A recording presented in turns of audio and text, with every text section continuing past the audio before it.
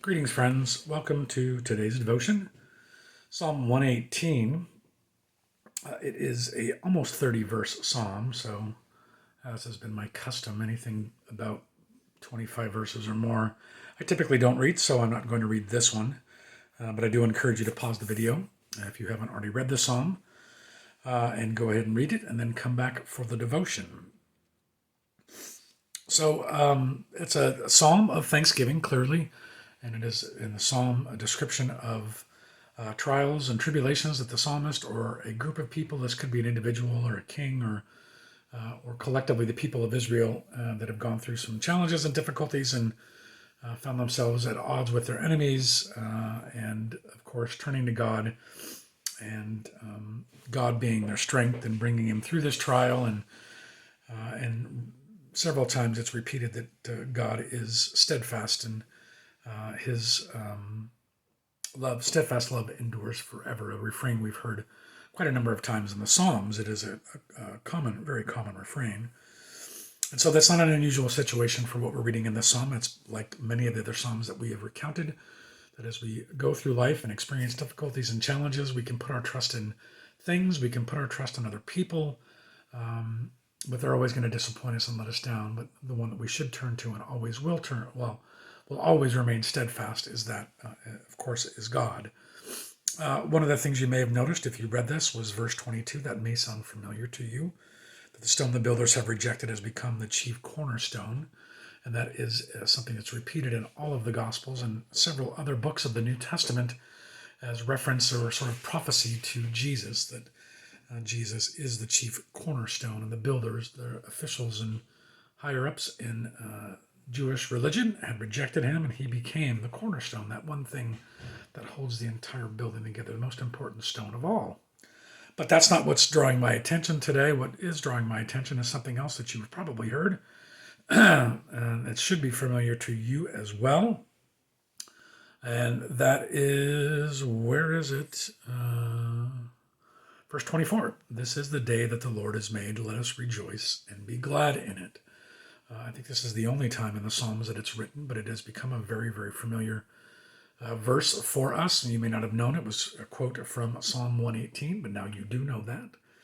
But that is something that I think is relevant, and it's relevant every day in our life, because truly, each and every day for us is a gift from God. None of us are guaranteed a tomorrow or even the rest of this day.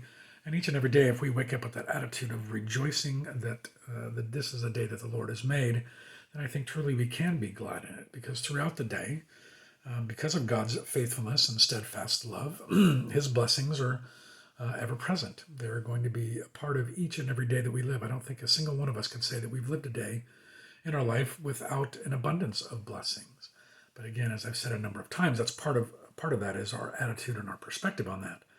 And just to simply wake up and thank God for the day that you've been given, and the possibilities of blessings for that day, and the possibilities of being a blessing to other people, is something that we can certainly and truly rejoice in. We can get bogged down with trials, we can get bogged down with tribulations, with health issues, with financial issues, with pandemic issues, and any other number of things that can weigh us down, because that's life. That is the life on this side of heaven that unfortunately we have to live, but none of it is greater than the blessings that we have from God.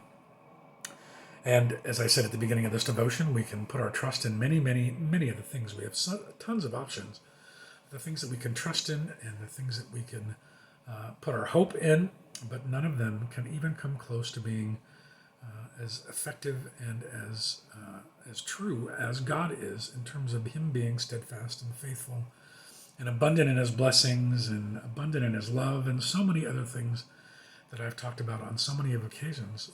But because of those things in this world, and we are bombarded by them, inundated with them constantly, sometimes it seems it's easy to forget that. And so we do need to be reminded of it a lot, and every day, as a matter of fact.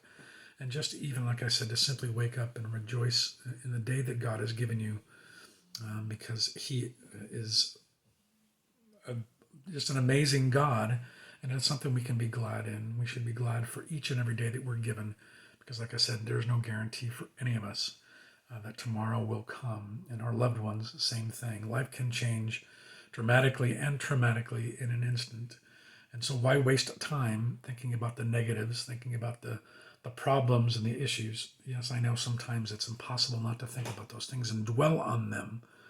But again, none of them are greater than the blessings that we have in God. So we have the opportunity to be glad.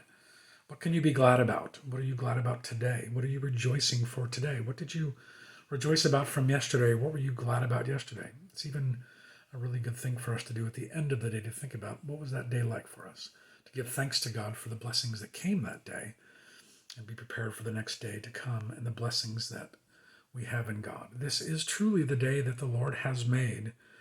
We have a choice to rejoice and be glad in it or not. The choice is yours. I hope you make the choice to rejoice and be glad. That's our devotion for today. Tomorrow, Psalm 119. Until then, continue rejoicing.